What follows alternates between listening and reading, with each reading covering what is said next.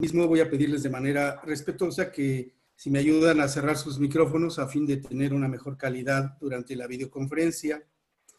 En particular, quisiera dar la bienvenida al ingeniero Juan de Dios Mastachi, presidente nacional del Instituto Mexicano de Ingenieros Químicos, a nuestros expresidentes que nos acompañan, miembros del Comité Central, socios, colegas, estudiantes, buenas tardes. Comento que el Instituto Mexicano de Ingenieros Químicos tiene como misión participar e influir en las decisiones nacionales más importantes relacionadas con la ingeniería química. Y en ese sentido nos interesa ser un promotor de la participación de profesionales y estudiantes, y las charlas con el IMIC pretenden ser una conexión entre especialistas y un público con interés en los temas que vamos seleccionando. El día de hoy tengo el gusto de presentar la temática que es la biotecnología y la ingeniería química, y por lo mismo agradezco la participación del ingeniero Jesús Reyes Guarneros. Me voy a permitir hacer un breve relato de su semblanza. Jesús Reyes Guarneros es ingeniero químico con una maestría en administración enfocada a finanzas, un posgrado en la Universidad de Cranfield, Reino Unido, jefe de operaciones industriales con amplia experiencia en la gestión y transformación de operaciones de fabricación compleja, manteniendo un fuerte enfoque en la satisfacción del cliente, profunda experiencia en operaciones nacionales e internacionales, trabajando para grandes empresas de Big Pharma y las mejores empresas mexicanas. Tiene amplia experiencia en fusiones y adquisiciones, en gestión de integraciones industriales, incluyendo diseño, construcción de nuevos emplazamientos, transferencia de tecnología, puesta en marcha y cierre de operaciones. Tiene experiencia internacional en empresas multinacionales y ha ocupado posiciones importantes en Aventis Pharma. Fue director general de operaciones industriales para el sitio de Ocoyoacac, en México. Sí. Ocoyoacac. En Sanofi Aventis, Asuntos Industriales, AFER director y director de proyectos para la integración de la nueva compañía. En Schering-Plough, en la cadena de suministros, ha sido director senior de operaciones en México. En Merck, Char, la cadena de suministros, director senior para las operaciones en México. Merck, Char, Dome. Ha sido líder mundial en la cadena de suministro de Gardasil, con sede en West Point. En Merck Sharp, también en DOM, oficial de gestión de programas para América Latina, división de fabricación Merck, con sede en White House Station. Sí. White House Station. Y Alofarma, director senior de mejora continua y gestión de proyectos. Actualmente se desempeña como director de operaciones industriales en Laboratorios Leomón. Y bien, pues vamos a empezar. Jesús, platícanos un poco tu ingreso en el mundo de la biotecnología. Siendo ingeniero químico, ¿cómo es que te orientas hacia el tema de biotecnología? Muy bien, pues buenas tardes a todos. Es un gran gusto para mí participar en esta conferencia. La verdad es que para mí es un gran honor estar en contacto con mis colegas. Yo me acuerdo perfecto cuando en la lejana década de los 80s, que estábamos en la escuela e íbamos a las conferencias del IMIC en Puebla, en la ciudad de Puebla. Pues para nosotros, creo que para el grupo de estudiantes que íbamos, era un momento muy especial el poder ver a diferentes colegas y ver a profesionales ya consumados que eran directores de empresas en ese momento y de muchas funciones de importancia, ¿no? Tanto nacional como internacional. Digamos, grandes empresarios, gente que estaba dedicada al área de la docencia, al área de la investigación en diferentes universidades. Y pues esos son tiempos que en lo particular yo recuerdo con muchísimo gusto. Y pues ese es un gran honor como retomar y cuando veo el símbolo del IMIC, así como que me brinca el corazón porque me recuerdo mucho de esos tiempos, ¿no? En mi carrera pues tomé derroteros que son un poquito diferentes. Hoy, por ejemplo, trabajamos mucho con Canifarma en el área de operaciones y manufactura. Y bueno, la verdad es que siempre uno lleva en el corazón como que este símbolo que estamos viendo aquí en la pantalla, ¿no? Así que reitero que es un gran honor estar con ustedes, colegas. Y bueno, muchas gracias por la invitación, Ramón. Muchas gracias y repito, es un gran honor estar aquí. Con relación a la pregunta, pues en realidad el ingreso al mundo de la biotecnología, todos los seres humanos, pues desde chiquitos estamos en eso, ¿no? Recordemos que nuestras mamás nos daban una leche que sabía horrible porque estaba fermentada con una cosa que se llama búlgaros, ¿no? Y desde entonces todos los seres humanos o desde que nacemos estamos de alguna manera inmersos en el mundo de la biotecnología, ¿no? Si nosotros nos atenemos a algunas de las definiciones de biotecnología como ese gran campo de la biología que involucra el uso de sistemas de organismos vivos para desarrollar productos, para fabricar productos de una enorme variedad, pues todos todos de alguna manera hemos participado, ¿no?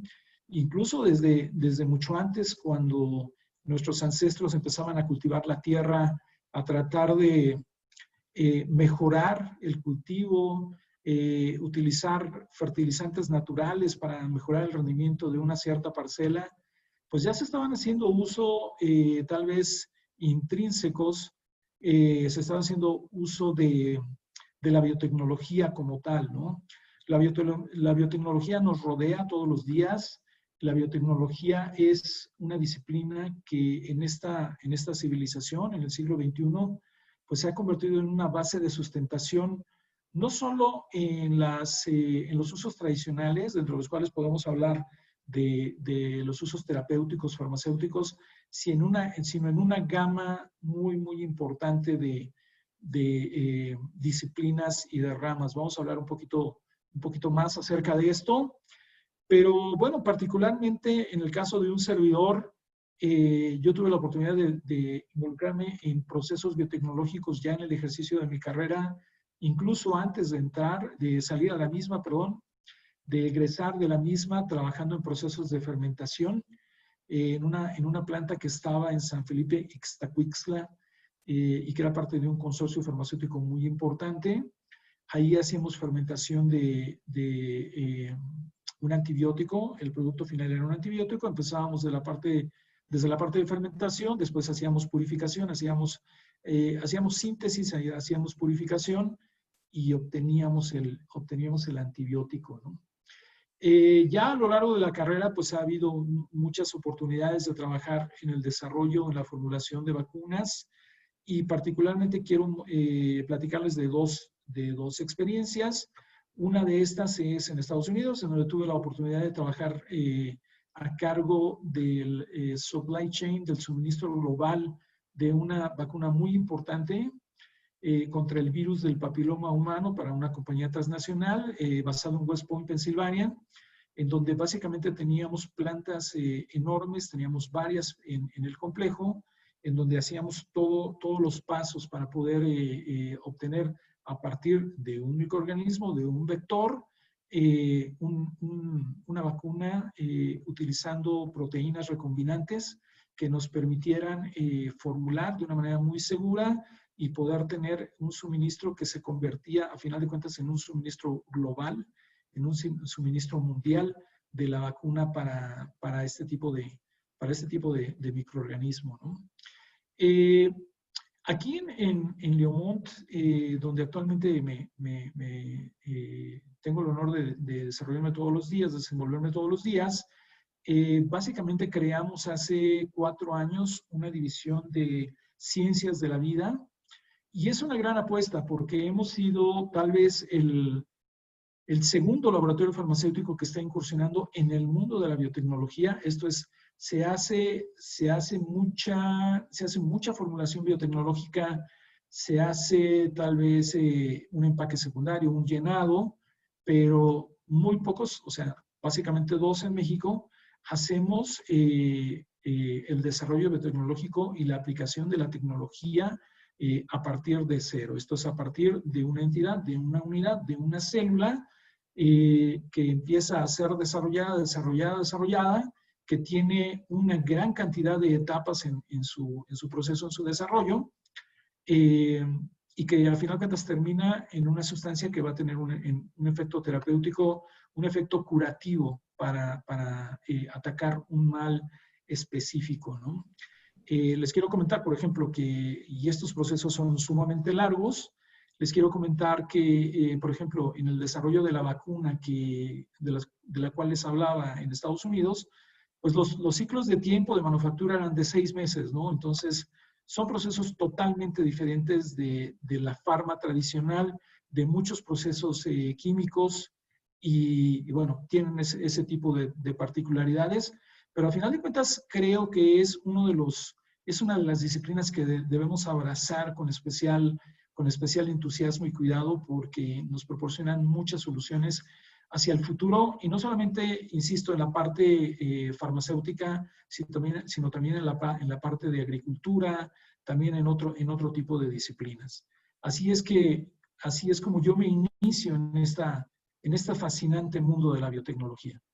Pero bueno, entonces también es cierto que en México sí se desarrolla. Tú ahorita nos comentas que en algunos proyectos se parte de cero. Tenemos la idea de que de repente todo nos volvemos solamente maquiladores. Entonces, sí, sí No, hay mira, desarrollo.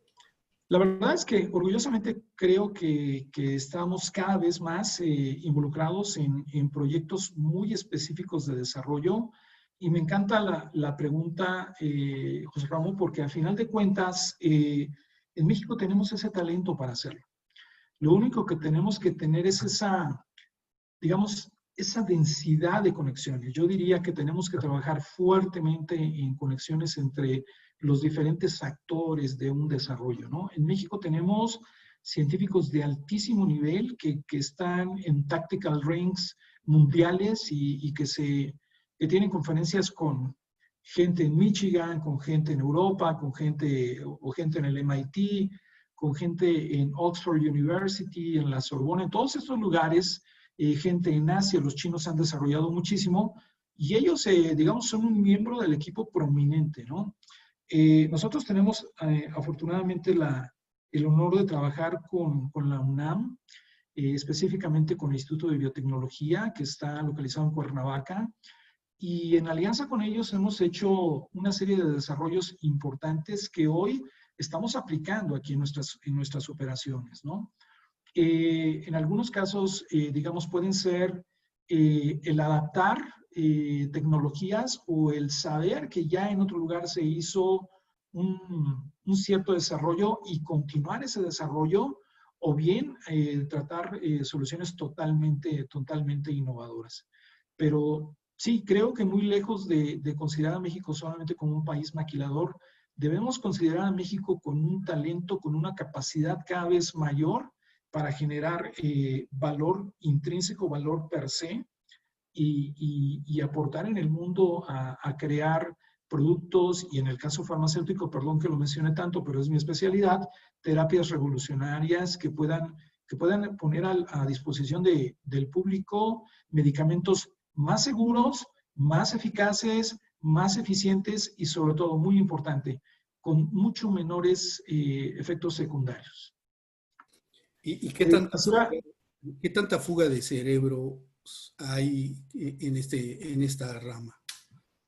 Pues Sí, desafortunadamente muchas, si te lo puede decir alguien que en su momento aplicó en ese sentido, cuando a mí me llevan a Estados Unidos, me involucran en un equipo en donde aparentemente mi experiencia o mi background, digamos, ajustaba muy bien para hacer lo que finalmente hicimos, que fue crear una cadena de suministro mundial de esta vacuna que era muy urgente, por muchas razones técnicas, por muchas razones médicas, pero desafortunadamente sí, Ramón, sí tenemos tenemos una gran cantidad de gente que emigra a otros países y las nuevas generaciones que vemos tienen esa mentalidad, irse fuera de México, estudiar allá, y bueno, tal vez algunos tengan la intención, la genuina intención de, ok, voy a ir a estudiar, me voy a entrenar, voy a adquirir los conocimientos y voy a regresar a mi país. Pero ya una vez que estás ahí, pues de repente eres tentado para quedarte y bueno, finalmente mucha gente decide quedarse y pues no es criticable, ¿no? Las condiciones de inseguridad, todos los temas que ya conocemos, no voy a abundar en eso, pero al final de cuentas no contribuyen a repatriar a nuestra gente brillante que tiene oportunidad de educarse en universidades en el extranjero o que viene haciéndolo aquí en México, se empieza a involucrar en uno de estos grupos, en uno de estos tactical ranks que les mencioné, y pues al final de cuentas de repente llega la invitación, oye, ¿por qué no te vienes a trabajar con nosotros? Y ahí empieza, digamos que, una pérdida del talento de las personas, ¿no? Quisiera abundar un poquito más en cuanto a un tema que me parece que es importante colocar en la mesa de las reflexiones esta tarde. Miren, una de las grandes diferencias que yo he observado y tuve la oportunidad de observarlo de primera mano, he trabajado con estas personas en las diferentes compañías en Estados Unidos y en otros lugares que tenemos nosotros con ellos es, en Estados Unidos, por ejemplo, que lo puedo hablar de primera mano porque lo vi, si uno va al instituto de investigación de esta compañía para la cual yo trabajé allá, digo, el lugar es enorme, con 15,000 personas trabajando ahí, pero sobre todo lo más importante es que muchas universidades o ciertas Ivy Leagues, las universidades más importantes, ya tienen a gente que está trabajando en ese lugar, como una especie de becario, como una especie de trainee, teniendo una scholarship, teniendo un año en donde salen de su currícula, se van a trabajar a la compañía, regresan después de un año ya con mucha más experiencia, y eso a final de cuentas lo que nos va haciendo es crear una vinculación muy fuerte, o lo que les hace a esas culturas, a esos países, es crear una vinculación muy, muy fuerte entre las escuelas, las universidades y las industrias. Si me permiten una analogía, es un poco como el fútbol americano. En el fútbol americano ya las estrellas colegiales ya están perfectamente identificadas, de suerte tal que, bueno, terminaron su carrera y, bueno, ustedes lo han visto, en el draft empiezan a recibir ofertas y cosas de ese tipo, y no es muy diferente el proceso en la vinculación de las universidades y de las industrias. Ya mucha gente está detectada y cuando las personas terminan su Bachelor of Science, o si van a un MBA, o si van a un PhD, cualquiera que sea esa etapa de su carrera, ellos ya están, digamos, ya están perfectamente identificados y al otro día si son brillantes, tienen 3, 4 ofertas. Sigo hablando de la industria farmacéutica, que es lo que yo conozco, de compañías farmacéuticas para que se integren a los equipos de desarrollo de medicamentos, ¿no? Eso nos falta mucho. Vean, por ejemplo, lo que acaba de suceder. Vean un ejemplo muy importante de vinculación entre una universidad y una industria. Todos sabemos que en este momento el tema es SARS-CoV-2, COVID-19, como el padecimiento que se genera a partir de ese virus. Pero créanme, digamos, en el estadio tradicional, pues pasarían años para desarrollar una vacuna. ¿Qué sucede en este caso? Vemos como una vinculación muy estrecha entre una universidad, que es Oxford University, y una compañía, no hay ningún problema de decirlo, pues eso está en todos los medios, AstraZeneca, hacen una alianza que de alguna manera fortalece, digamos, enfatiza las fortalezas de ambos, porque es un hecho que Oxford tiene toda la capacidad científica y la ha tenido para desarrollar la vacuna está en su fase final de experimentación, y por otro lado, ellos ellos tienen que reconocer que no tienen el músculo para industrializar y sobre todo de la manera que se necesita hacer esta vacuna. AstraZeneca, a pesar de tener todo su equipo de R&D, de investigación y desarrollo, pues no necesariamente tiene esa concentración de científicos que tiene Oxford, y entonces lo que hacen es que hacen una alianza en donde Oxford hace todo el trabajo científico y Astra hace todo el trabajo industrial para lograr poner a disposición una vacuna en un tiempo récord, ¿no? Ese tipo de historias las debemos aprender a replicar aquí, generar las nuestras. Talento existe, lo que necesitamos son fortalecer esos procesos de vinculación. Y nosotros, más que ser maquiladores, tenemos que estar a la vanguardia. No tenemos problema para competir ni con los chinos, ni con los indios, y tampoco con los países del primer mundo, pero necesitamos avanzar en ese sentido.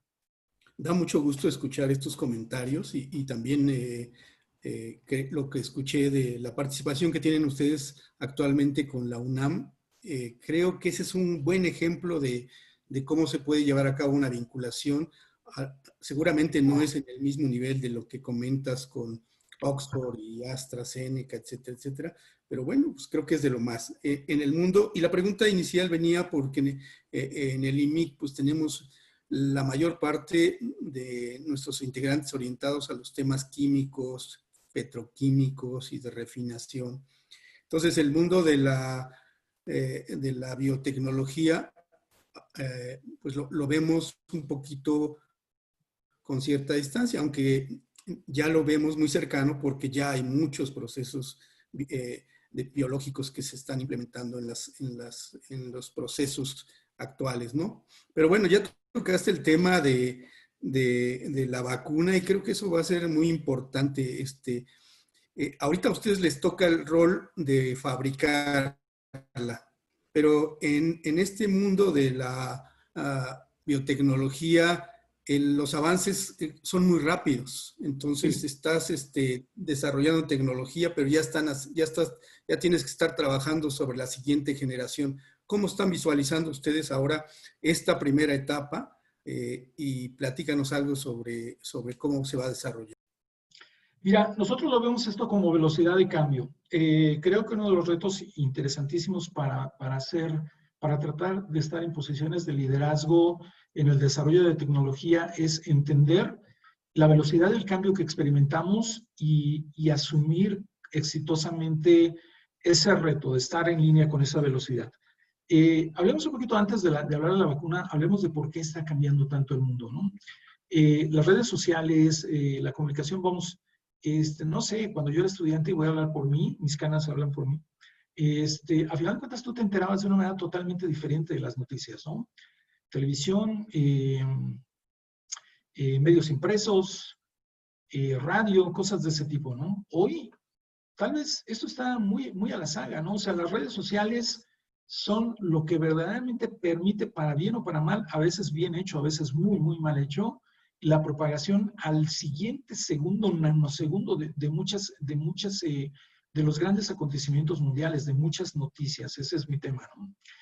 Y vivimos en una época en donde la velocidad del cambio es vertiginosa, es verdaderamente vertiginosa. Es salir en una recta en un vehículo de Fórmula 1 a 320 kilómetros por hora y que no nos dé miedo que suceda eso, ¿no?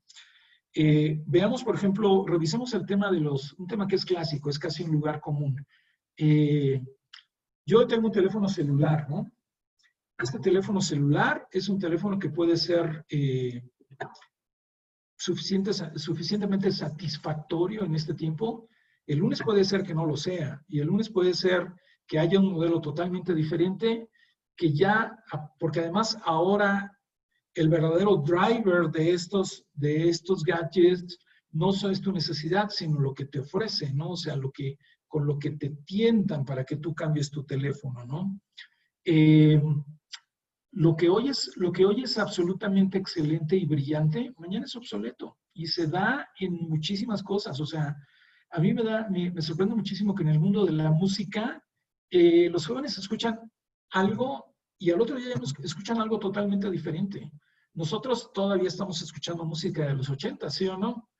Los jóvenes están cambiando sus gustos y sus preferencias y eso nos impacta porque son los consumidores del presente y del futuro. Sus preferencias cambian todos los días, todos los días.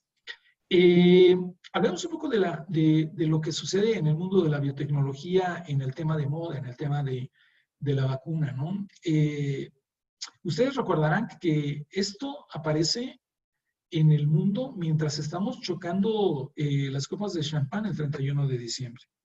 Ahí es cuando se detecta oficialmente o el gobierno chino reporta oficialmente que está detectando casos de una enfermedad que es totalmente desconocida, que no tenía un antecedente en el desempeño en el desarrollo de esa enfermedad, en su desempeño. Allí se reconoce que estamos ante un virus totalmente nuevo y en ese momento se llama novel coronavirus. Y colegas, esto en 10 días más, el 10 de enero, ya tenía su primer genoma caracterizado. Este es el virus ya había sido aislado, ya había sido estudiado y la primera decodificación de su genoma se da solo 10 días después de reconocer que es un virus totalmente nuevo. ¿Qué sucede esto, Ramón, con lo que sucedía en el pasado? Un buen medicamento farmacéutico, un buen producto farmacéutico, un buen medicamento, más o menos en el paradigma anterior tardaba hasta de 10 a 15 años para ser desarrollado. Ese era su periodo desde que es un candidato a combatir. Vamos a pensar en que estamos buscando la cura para el VIH. Ok, tenemos 50 candidatos y se empiezan a hacer screenings para tratar de determinar a través de 7 criterios cuáles son los posibles candidatos que pueden continuar. Y se van descartando, se van descartando.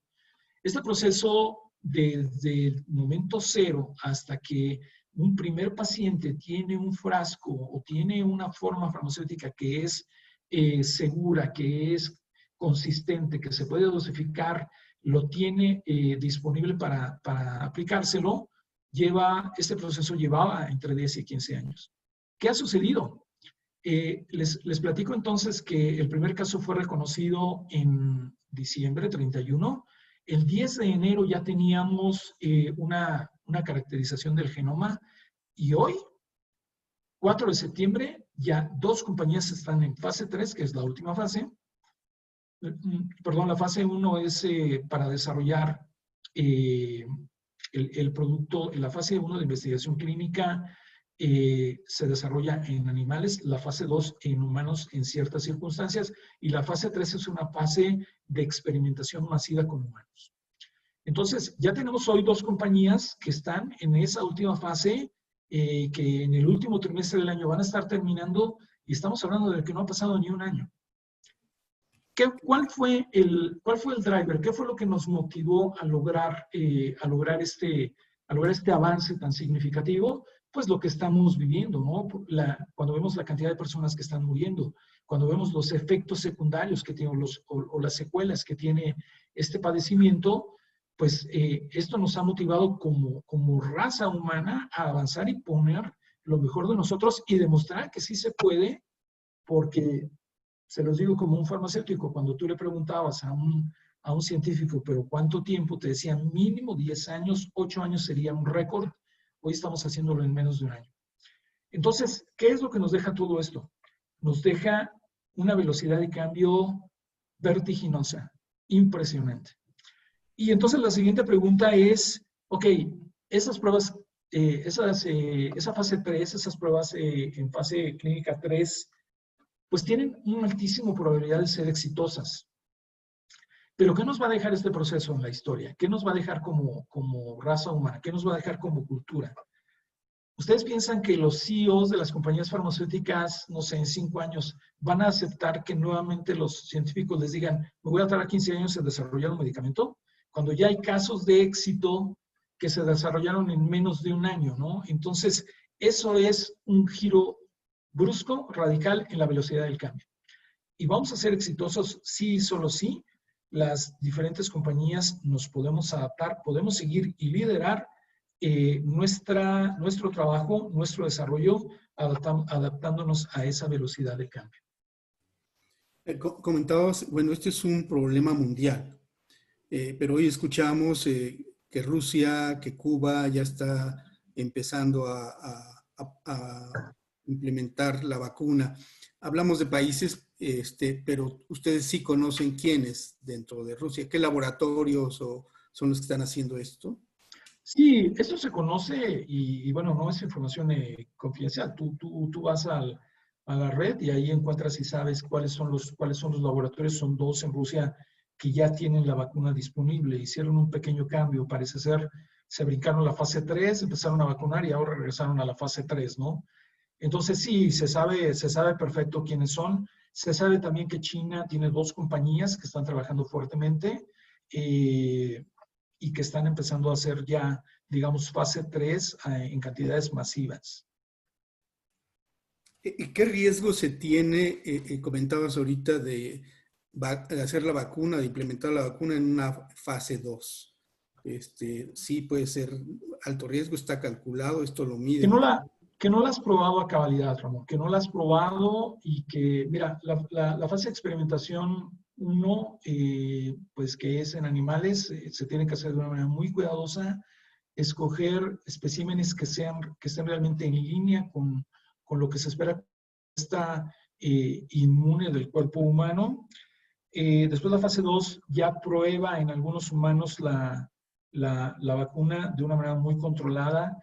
Y un requisito muy importante de la fase 3 es que se haga con diferentes idiosincrasias, con gente de diferentes países, con gente que tenga, digamos, diferentes respuestas inmunológicas, hablando de vacunas.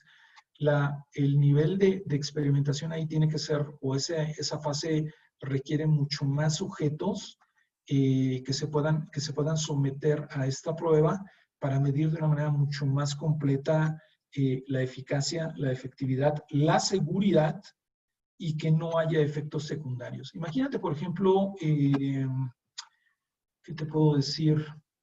Bueno, un ejemplo muy sencillo. Cuando nosotros cuando éramos niños nos aplicaban una vacuna en el hombro, ¿no? Todos pasamos por ahí. Y esa vacuna tenía ciertos efectos secundarios. Enrojecimiento, fiebre, a veces se hinchaba, se formaba una pústula.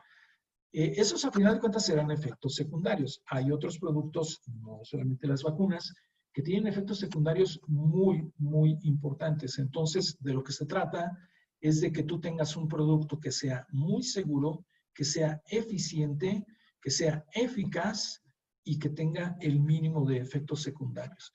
Que ese es otro tema al que nos lleva la aplicación de la biotecnología, Ramón, si me permites.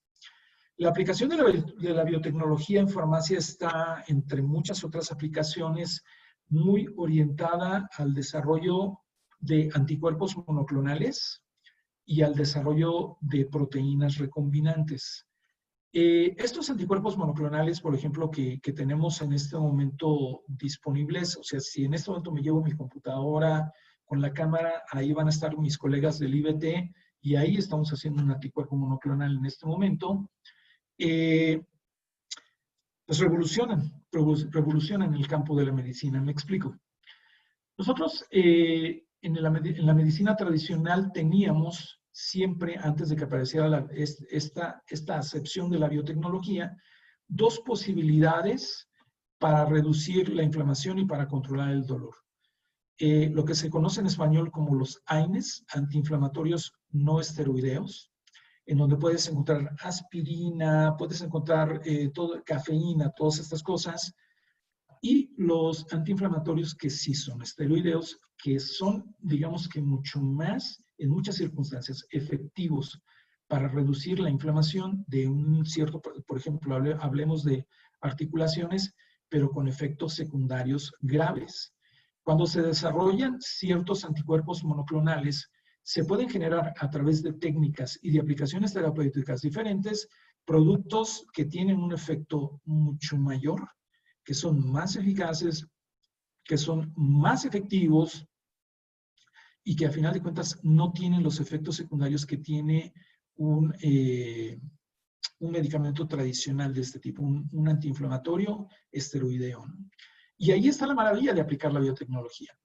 En el pasado, o más bien lo que hemos experimentado en los últimos tiempos, si ustedes véanlo, porque al final de cuentas, todos tarde o temprano llegamos a ser pacientes, la medicina tradicional ya no está produciendo cambios, ya no está produciendo productos que sean realmente innovadores. Hoy, todo lo que ustedes pueden ver en tratamientos contra cáncer, en tratamientos en este tipo por ejemplo, antiinflamatorios, tiene que ver con el desarrollo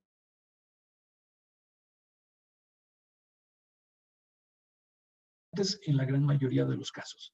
Y eso es una aplicación de esta vieja definición de que la biotecnología es la aplicación de la biología utilizando elementos vivos, sistemas vivos, organismos para producir productos que mejoren nuestra calidad de vida. Hace poco platicábamos acerca de la planta que estabas en proceso de construcción y me comentabas que ya estaban a punto de terminar. Y resulta con que hoy va a ser la planta en donde se va a hacer la vacuna. Platícanos un poco qué operaciones unitarias tiene la planta y por qué fue seleccionada. Pues yo creo que fue seleccionada por su alta tecnología. Yo creo que fue seleccionada porque es una planta state of the art. Y en cuanto a operaciones unitarias, pues mira, va a tener diferentes procesos que tienen que ver con descongelación, con congelación, con mezclado, con llenado aséptico, cosas de ese tipo, ¿no? Que son típicos de una operación farmacéutica de este tipo. También se ha hablado acerca de medicamentos selectivos que van sobre algún tipo de células o algún tipo de organismos en particular por la naturaleza. Vamos a decir, este concepto de acidez y basicidad. ¿Esta vacuna trae algo de esto? Pues mira, la tecnología de la vacuna es algo que, pues, por supuesto no podemos comentar, pero sí te puedo decir a nivel de digamos, del desarrollo de las vacunas en general que estamos tratando de impulsar como industria farmacéutica, como industria de biotecnología. La gran mayoría de las vacunas que se están intentando lanzar en los diferentes grandes líderes de desarrollo de vacunas, están tratando de utilizar, por ejemplo, proteínas recombinantes que ayudan de una manera muy importante a ser selectivas, que permiten tener mecanismos muy específicos de acción, de suerte tal. Mira, imagínate, por ejemplo, qué sucede y te lo voy a explicar de esta manera. ¿Qué sucede cuando en el pasado nos vacunaban, repito? A nosotros lo que nos estaban inyectando es un virus vivo atenuado. Hoy, con la tecnología de proteínas recombinantes, no nos están inyectando un virus vivo atenuado, sino el gen clonado de ese virus. Entonces, digamos, planteémoslo así, yo estoy recibiendo solamente el pedacito del virus que me va a permitir desarrollar la respuesta inmune. Este es un ejemplo de un desarrollo biotecnológico de una vacuna X, ¿no?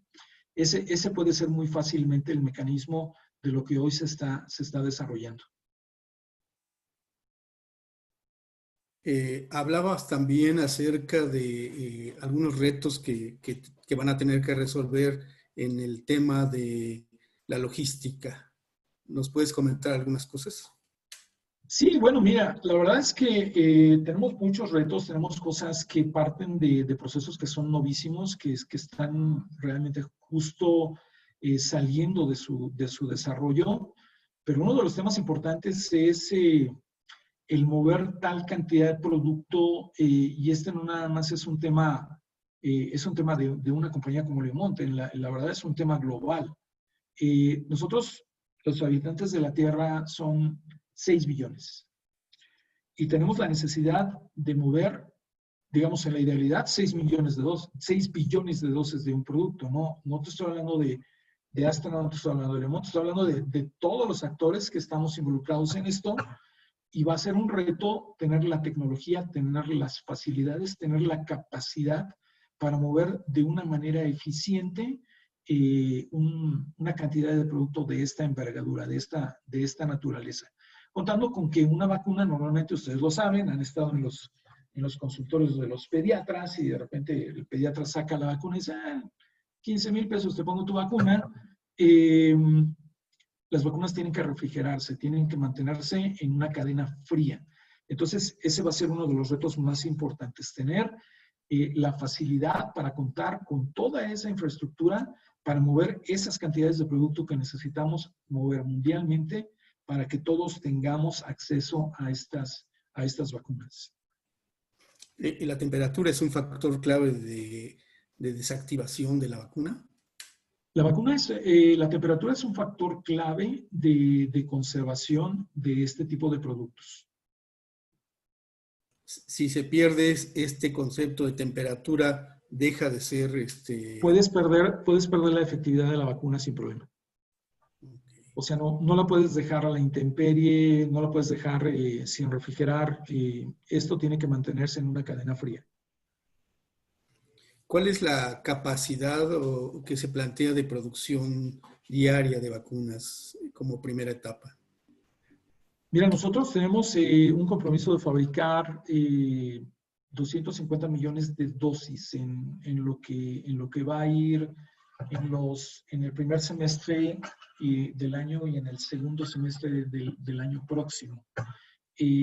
Las capacidades de producción van a variar muchísimo en función de los productos en particular. O sea, estamos hablando, ya hace rato les comentaba, un jugador es AstraZeneca, pero también está Moderna, está Pfizer, Glaxo se aliaron, están los dos chinos, Innovax es uno de ellos, el otro no me acuerdo, están los rusos, Merck también ha anunciado que está en el desarrollo, un poco más atrás, y hay algunos otros jugadores que están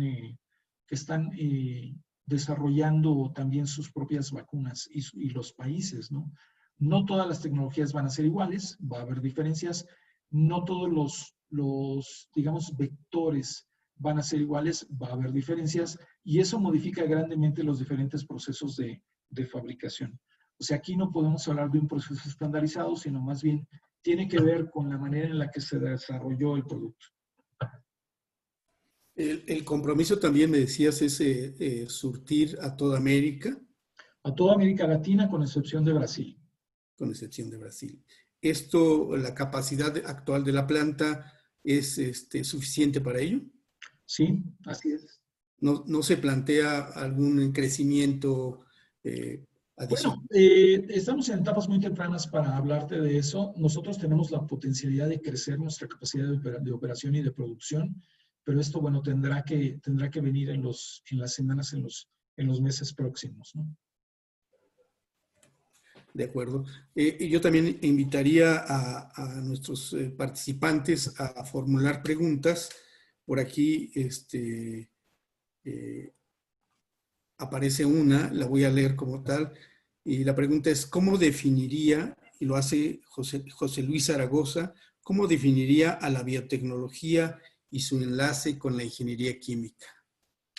Pues yo creo que la biotecnología se hace una alianza con la ingeniería química en términos de que la biotecnología en su definición más, digamos, más aceptada es la aplicación de la biología para poder trabajar con sistemas vivos, con organismos, con todo lo que hay alrededor de esto, para obtener productos, para obtener tecnologías que nos permitan accesar a productos con un mucho mayor beneficio para nosotros como seres humanos. Ahora, la biotecnología parte de una idea, parte de la necesidad de modificar, de manejar, de transformar, de desarrollar. Pero una vez que nosotros tenemos, digamos, ya un espécimen básico, tenemos que ir a las operaciones unitarias, a muchas de ellas, para transformarlo y para poderlo industrializar y tener, al final de cuentas, mundial, un producto que pueda ser aprovechable y que sea consistente, que sea reproducible, o sea, que todas mis unidades estén perfectamente iguales entre sí, que tenga calidad, que sea reproducible, y todo esto se logra a través de una aplicación eficiente de muchas operaciones unitarias y también de algunas otras disciplinas operacionales que tienen que ver con la ingeniería industrial.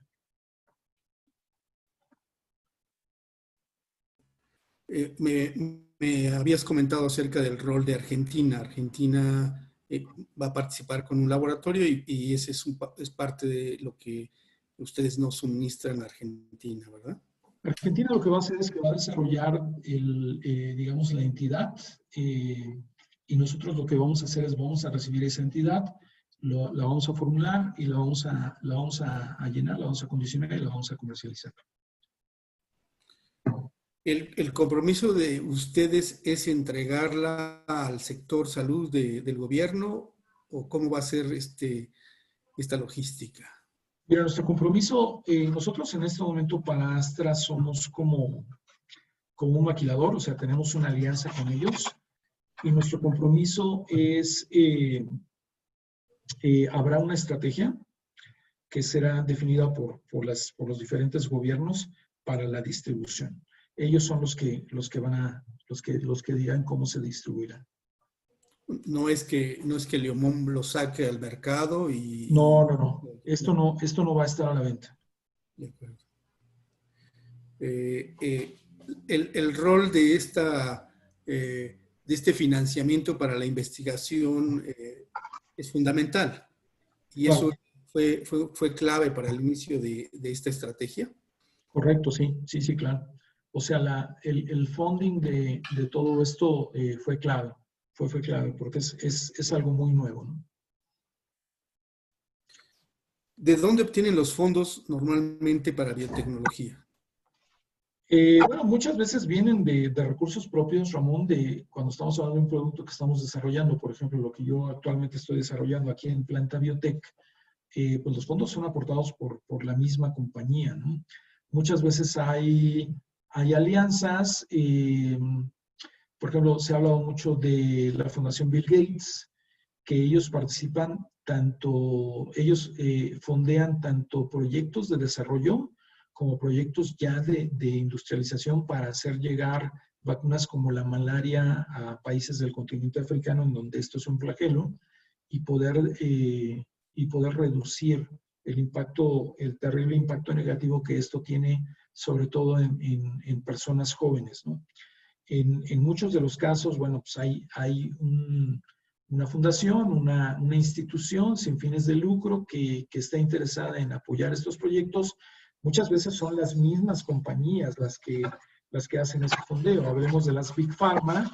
Pues las Big Pharma invierten una cantidad enorme digamos, de sus recursos en investigación y desarrollo. De ahí parte. Bueno, una pregunta obligada es, ustedes tienen un modelo de gestión de tecnología, ¿ese es un modelo ya internacional que siguen? ¿Tienen un modelo asociado al modelo del Premio Nacional de Tecnología? Nosotros tenemos nuestro propio modelo que hemos generado a partir de las experiencias que hemos tenido a lo largo del tiempo y que se basa en diferentes disciplinas, ¿no? Ese modelo de gestión de tecnología lo aplicamos tanto en las diferentes fases de nuestra operación. Les comento, nosotros en Leomón somos una compañía mexicana, como les comentaba, que hace gran cantidad de desarrollo de productos farmacéuticos, no necesariamente productos innovadores, sino más bien genéricos de marca. Entonces nosotros tenemos un área de investigación y desarrollo muy grande y tenemos ya todo un patrón que empieza desde la detección de posibles candidatos, de posibles moléculas que se pueden utilizar, y de ahí empieza todo un desarrollo que tiene que ver con lo médico, que tiene que ver con lo farmacológico, que tiene que ver con lo tecnológico también, que tiene que ver con lo innovador, porque siempre estamos tratando de enviar al mercado productos que produzcan, valga la redundancia, que nos generen una ventaja competitiva, ya sea en la eficacia, ya sea en la facilidad de la dosificación, ya sea en cualquier otra característica que le dé un plus, que le dé un valor adicional al paciente. Inclusive con ingeniería de empaque innovador que permita una mayor dosificación, una dosificación más segura y bueno, todo esto constituye ese modelo de desarrollo tecnológico que empieza en las áreas de investigación y que termina en las áreas de empaque de la planta, ¿no? Cuando mi producto ya está perfectamente listo para ser comercializado y espera solamente todas las determinaciones de calidad para que nos den una luz verde en cuanto que cumple con los estándares nacionales e internacionales. Me parecería que en este mundo de la biotecnología, un ingeniero químico es como un poco solitario por ahí. ¿Cuántos ingenieros químicos hay en tu área o en tu empresa? Pues mira, yo creo que ingenieros químicos aquí, vamos a pensar, nosotros tenemos aquí una población más o menos de unas 200 personas técnicas y yo creo que un 40% son ingenieros químicos. Oye, eso es muy grato escucharlo porque siempre hemos pensado los ingenieros químicos están hasta debajo de las piedras y bueno, esto resulta con que sí, sí estamos No, sí tenemos, aunque siempre estamos, digamos que con los químicos y ya sabes, ¿no? Siempre hay como que, ay, tú eres químico, eres como el pool que te faltó un grado para hacer bistec y cosas de ese tipo. Pero sí tenemos una muy buena combinación. La verdad necesitamos complementarlos. El background de un QFB, de un QFI, de un biotecnólogo es sumamente interesante. Y nosotros llegamos con un conocimiento de operaciones unitarias, nosotros llegamos con un conocimiento muy estructurado de cómo armar un proyecto, de cómo desarrollar, de cómo construir una planta.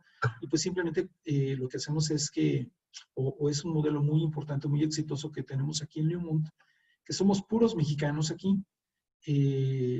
Es una empresa orgullosamente mexicana y bueno, después de pasar años trabajando de una manera multinacional, que también es sumamente interesante, pues el sentarnos en esta sala en donde yo me encuentro con puros ingenieros mexicanos y generar, o ingenieros y químicos, y generar ideas que compiten a nivel internacional, pues es un gran orgullo, ¿no? Nos complementamos en cuanto a nuestras habilidades, yo diría.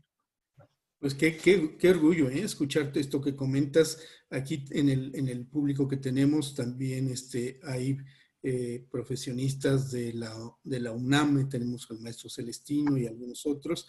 Y tengo entendido que la Facultad de Química es quien alberga todas estas disciplinas, tanto biotecnología como química, como ingeniería química. Entonces, de alguna manera, desde ahí hay un principio de trabajar en equipo, ¿no? ¿Cómo integras tus equipos de investigación? ¿Está un ingeniero químico? ¿En qué etapa aparece un ingeniero químico dentro de una Pues mira, investigación? tiene mucho que ver con el background, tiene mucho que ver con la experiencia. Insisto, los tenemos mezclados, no como que los superponemos, sino que dependiendo de la experiencia y dependiendo también del potencial, porque es un hecho que aquí también tenemos mucho entrenamiento para desarrollar. Digamos, mi científico líder, mi gerente de desarrollo es un ingeniero químico de la UNAM. Su jefe, que es el director de desarrollo, es un químico de la UNAM. Entonces, más que, digamos, como insertarlos en ciertos momentos del proceso y del desarrollo, lo que sucede es que vamos como conjuntando las diferentes experiencias y a final de cuentas ahí ya se borran mucho las barreras. Lo que pasa es que, por ejemplo, digamos, el director de desarrollo, que es un químico, pues puede tener mucho más idea de ciertas cosas que tienen que ver con el desarrollo de metodologías analíticas. Mientras que nuestro gerente de desarrollo, que es un ingeniero químico, a él se le facilita mucho hacer esa transición de hacer, el área de desarrollo está aquí a mi izquierda, de hacer un batch de 1 kilogramo a hacer el escalamiento para la planta que está aquí justo abajo de donde yo estoy, ¿no? Entonces, se le facilita mucho ese scale-up, tiene las técnicas, tiene las posibilidades de hacerlo, e insisto, se complementan los backgrounds y las habilidades. Muy bien, y luego todos bajo la dirección de un ingeniero químico de Puebla, de la UAP. Así es, así es. Eso estuvo muy bueno, ¿eh? Yo siempre pongo en el mapa a la UAP y me empiezan a bulear diciendo, ¿dónde está eso? A ver, enséñame, que no sé qué, ¿no? Entonces ya les explico. Ya les explico a través de la jerarquía organizacional dónde está. Exactamente. Eso es todo. Qué gusto. Bueno, pues como todo llega el momento del término, tratamos de ser muy rigurosos con el tiempo para que no se vuelva cansado y se nos empiecen a ir, pero yo creo que deja un buen sabor de boca. Entre los comentarios aquí de Alejandro Villalobos, nos dice que la conferencia es de lo más interesante y actualizado, dada la importancia de la situación actual que tenemos de la pandemia, ¿no? Entonces, pues el tema es de lo más novedoso. Yo creo que Juan de Dios, tenemos aquí un conferencista para el Congreso. Lo quiero invitar, ya después ustedes lo harán de manera formal. Pues creo que el tema va a ser relevante durante un buen tiempo y ojalá y puedas participar con nosotros en el Congreso Mexicano de Ingenieros Químicos, que más de 60 años ya cumplidos, y que te inscribas nuevamente, pues estuviste como estudiante, ya tendrás que estar ya como profesionista aquí con nosotros para participar y compartir estos Oye, beneficios. José Ramón, ¿se puede hacer Será una un pregunta? gran honor. Sí, adelante. Héctor. Jesús, felicidades por la presentación. Oye, Muchas yo tengo gracias. una duda. ¿Esto que está sucediendo ahora con el COVID es algún tipo de nueva cepa de virus que irán cambiando como el de influenza cada año? Y por lo tanto habrá que sacar vacunas cada año para los nuevos virus. Es muy pronto, es Héctor, ¿verdad? Quien me está preguntando. Sí. Para servirte, sí. Héctor, es muy pronto para saber eso. El virus es muy, muy nuevo y a pesar de que como comentaba hace rato en la conversación, en solamente 11 meses tenemos un gran avance, tan gran avance que ya podemos tener una vacuna muy pronto. Créeme que hay muchísimas cosas que no se han terminado de estudiar. Hay muchas reacciones, hay muchas cosas que no se han terminado de estudiar. Incluso tal vez será un misterio siempre realmente cómo es que brincó al ser humano un virus de este tipo. Hay muchos potenciales. Bueno, coronavirus hay muchísimos. Similares al SARS-CoV-2, pensamos que hay muchos que habitan en animales. El tema es cómo brincan al ser humano. Entonces, la verdad es que esto es algo muy, muy pronto, como dicen los gringos, too soon to call. Ya lo iremos viendo en el futuro, ¿no? Ok, gracias. De nada. Por cierto, Héctor es el presidente nacional del Colegio Nacional de Ingenieros Químicos y Químicos. Mucho gusto, Héctor. Presidente del IMIC también, a sus órdenes. Sí, Mucho expresidente nacional. gusto. Un gran gusto. Igualmente, mucho gusto. Muy Gracias. bien.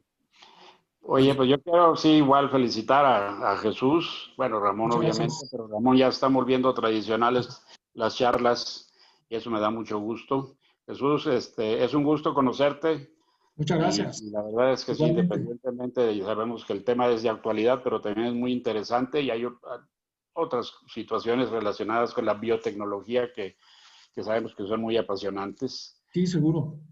Quiero aprovechar 2 puntos, fíjate, y a todos en general los invitamos, está Héctor Ochoa. Tenemos la Unión Química, que está el Colegio Nacional de Ingenieros Químicos y Químicos, el Instituto Mexicano de Ingenieros Químicos y la Sociedad Química de México. Conformamos la Unión Química, ya tiene un buen número de años, pero estamos organizando el primer foro virtual que empieza la próxima semana, el próximo lunes. Están todos invitados, por favor, a registrarse, a participar.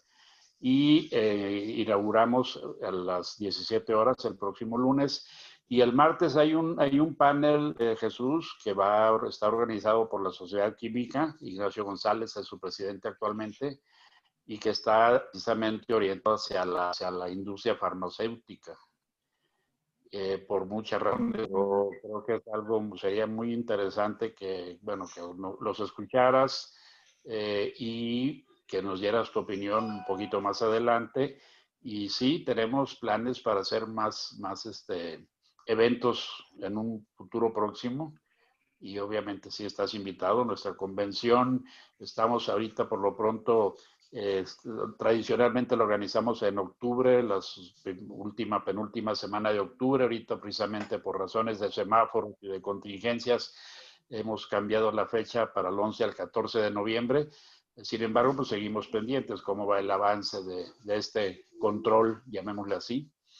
Y pero independientemente de eso, pues sí, estás invitado igual a inscribirte al IMIC, Muchas obviamente, gracias. pero también a acompañes a eventos futuros.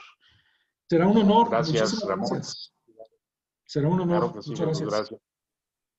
Bueno, adelante si tienen más comentarios. Yo estoy en escucha, pero Yo repito, creo que Jesús, gracias, Ramón. agradecemos mucho a Jesús.